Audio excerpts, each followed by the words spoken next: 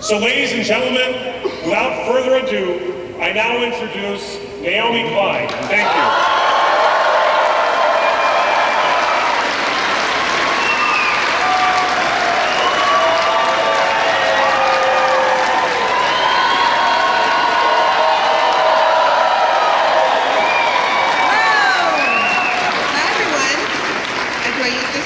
Or do I use this one? Are you feeling fiery? Feeling good? Whew. Wow, this is incredible. I have to confess something to you. I'm feeling nervous. I am feeling nervous tonight, and it's not because I am unaccustomed to public speaking, because I've given a lot of speeches over the 20 years of writing the books that were just mentioned.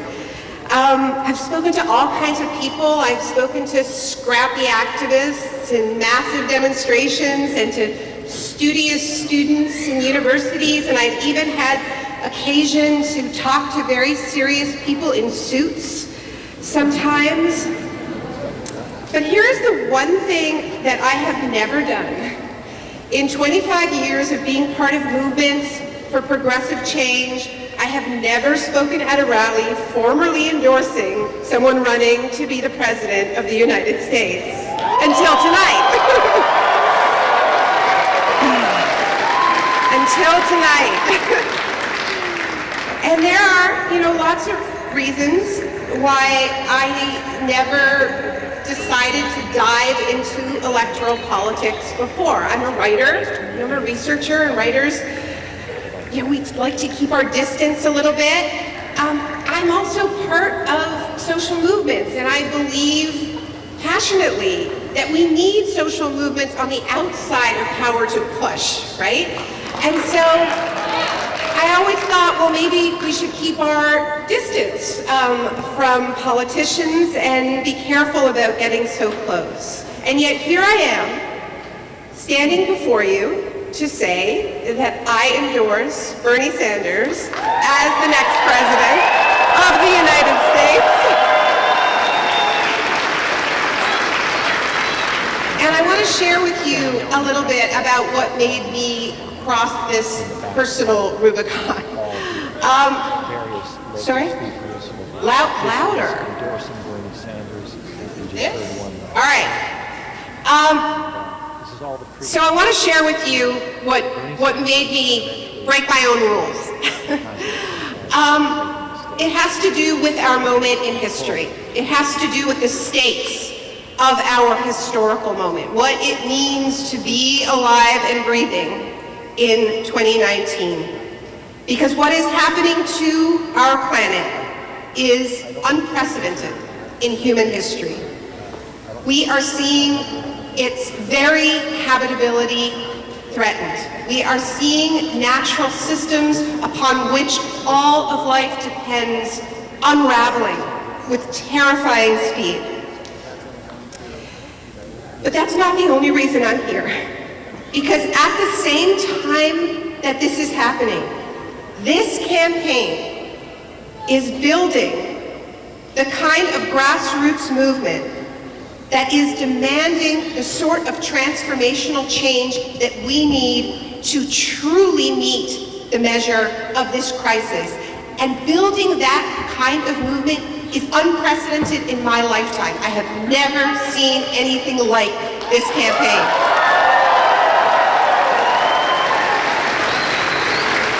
And so that is what is so extraordinary about this moment.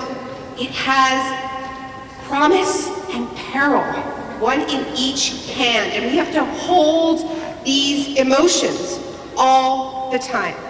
I write about the climate crisis. I organize around the climate crisis, and I am so shocked by the speed with which this is unfolding. We are seeing fires so fierce, combining with winds so powerful that no human force can contain them. You know all about the droughts here in Iowa. You know what it means for our food supply, right? You know what this means. You know what it means to live near rivers so swollen that they threaten huge swaths of this state, and the same thing is happening all over the planet. Millions of people are being displaced by floods, by unprecedented storms, and, of course, by fire. And when they move, because they have to, because of forced displacement, then they meet this other kind of fire, which is the fire of hate. The fire of these rising far-right movements that want to distract us by pitting people against each other, by directing attention to the most vulnerable so they are free to pillage the last remaining wildernesses on this planet from the Amazon to the Arctic. That is what they are doing.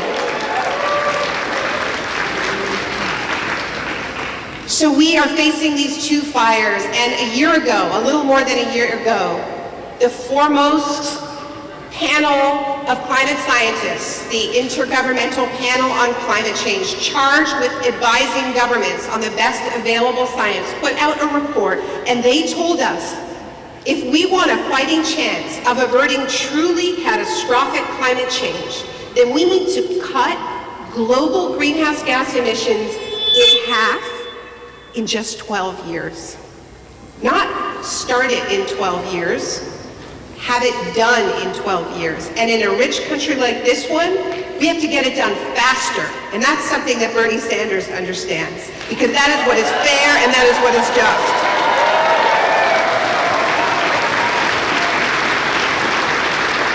So many lives hang in the balance of what we do or what we fail to do in the handful of years that we have before us.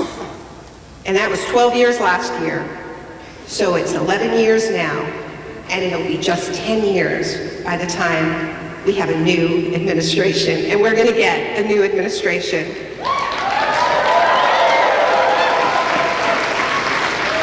When the IPCC put out that report, they said it is possible to do this. They said it is possible to do this with existing technologies, but they said, and they were very clear about this, they put this in their summary of the report to make sure we didn't miss it. They said it will require not a little tinker there or a carbon tax here or cap and trade. No, they said it will require unprecedented transformation in virtually every aspect of society. That is what the scientists told us. Sounds a little bit like the Sanders campaign, doesn't it? They listed that we're going to need to change our energy systems, of course. We're going to need to change how we move ourselves around. We are going to need to change how we grow food. We're going to need to change our agriculture systems. We are going to need to change how we build buildings, how we build housing, all of that.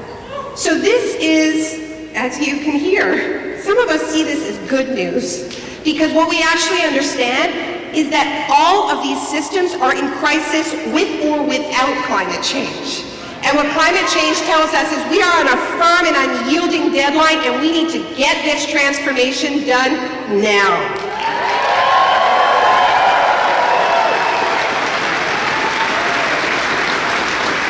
This is the promise of our moment. Millions upon millions of people in this country are ready for that kind of change, are hungry for it. Ideas that for so long we were told were too marginal, too radical, impossible, unserious, are actually incredibly popular. In fact, they're the most popular ideas in the country. Ideas like Medicare for all,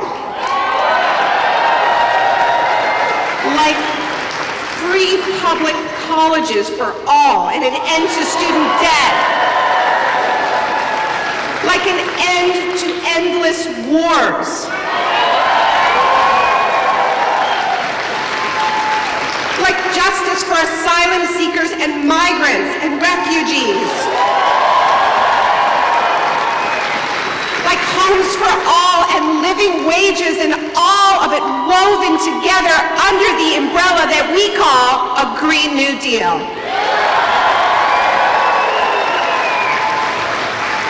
We are living through a sea change in people's desire for transformational change to our economy, yes, but more fundamentally to how we treat one another.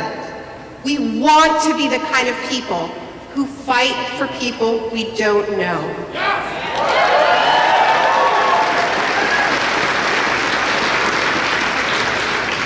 30 years ago, to almost the day, the Berlin Wall collapsed and they told us history was over. They said it was the end of the story. They closed the book. You're not allowed to dream anymore. Free markets, an emaciated liberal democracy for all, and maybe we'll compromise on the democracy and you can just shop. And that was supposed to be the end of the story, but the story is not over, and we are writing the story now. Let us pause to appreciate how extraordinary it is to be alive in this moment. A progressive movement for fundamental change to our economic system has not been this close to power in nearly a century in this country.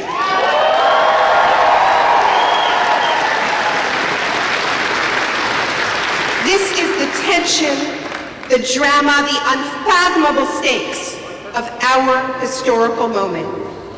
We live at a time, as our friend Nina Turner says, when all that we love is on the line. So many lives, so much natural beauty and diversity of life, so much decency. This is what we are fighting for. Who we are going to be as we are tested by these disasters. We also live in a time when building a world based on solidarity, on love for one another and for the natural world, it's actually within our grasp. We could win this. Not a few tinkering technocratic fixes that will not get the job done, but fundamental transformations to virtually every aspect of society, like the IPCC told us we have to do. The changes that are required to safeguard a habitable planet. But if we do this right, if we design the Green New Deal right, it isn't just better than some apocalypse movie we've seen too many times.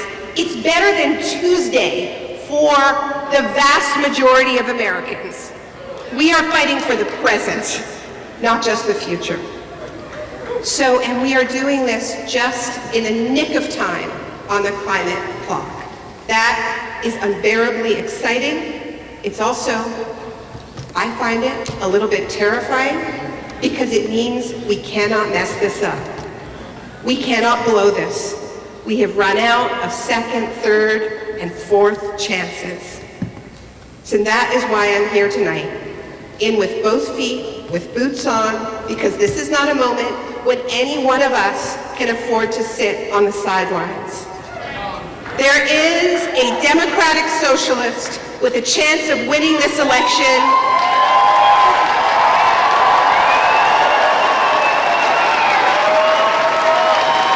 And he is running on the Green New Deal of our dreams. And let me tell you, I have looked at all of the plans that the other candidates have put out, and some of them are very good. But I could go on and on about why Bernie's plan is head and shoulders the best Green New Deal out there. I don't have time to list all the ways, but it has to do with the scale of it. It has to do with the boldness of it. It is the only plan that is truly at the scale of the crisis that we face. I want to highlight a couple parts of this, though. In the last debate, a lot of us were frustrated because the moderator didn't ask a single question about climate change. And there are a lot of people who were complaining about that, and a lot of candidates were complaining about that, and they have a right to. But what was really striking is that Bernie talks about climate change anyway, right? Because if you truly believe in a Green New Deal, you don't wait to be asked about it. It is your plan for the next economy. It's what you talk about when you're talking about jobs. It's what you talk about when you talk about foreign policy, because it is all connected. It's not a laundry list. It's a vision for what we do next.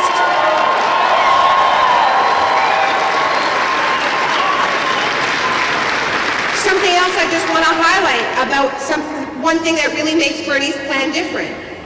It talks about the need for energy democracy.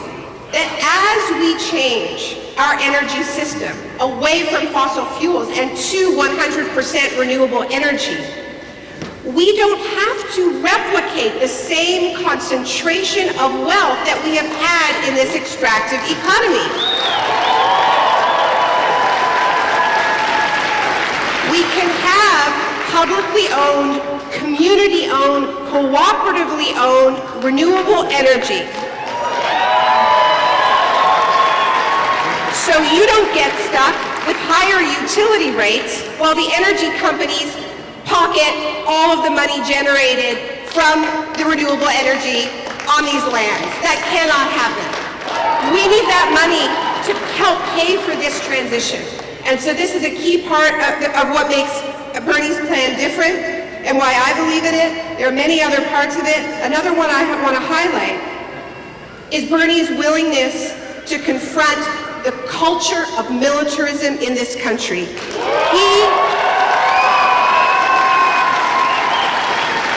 He is calling very clearly for more than $1 trillion to be moved from the military infrastructure of endless war that is now protecting oil infrastructure and move it over to building this infrastructure of life.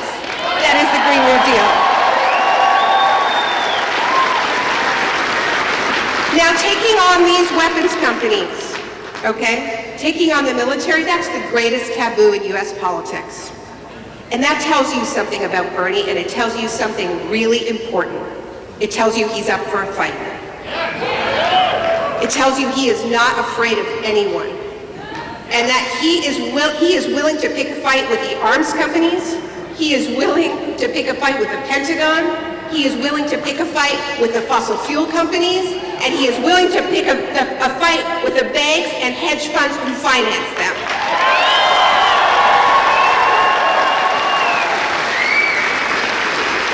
And we have to be clear that this is a fight. And that's why I'm so heartened by that. Because sometimes people try to finesse this, and it cannot be finessed. Because there are trillions of dollars in profits that are not going to be made if we get to have a future. Okay? We have to be very clear on that. And so the truth is that even though Bernie's plan is, as I said, head and shoulders better, that's not the only reason why I support him. I also support him because he is the only one who has an actual plan for how we are going to build the power to win this.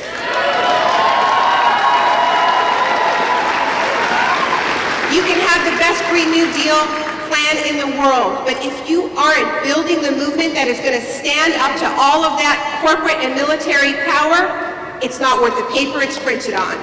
This is about building power, and Bernie Sanders understands that in his bones.